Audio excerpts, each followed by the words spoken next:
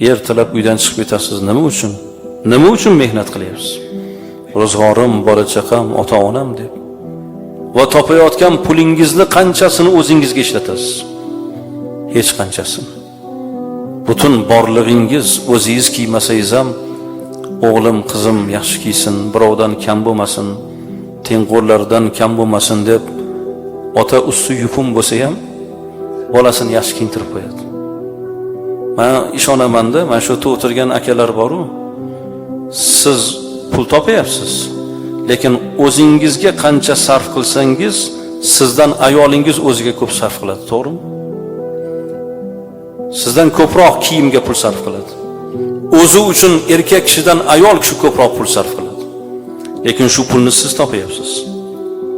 Shuning uchun do'stlaringiz orasida, tengqurlaringiz orasida usti yupun bir yigitni ko'rsanglar,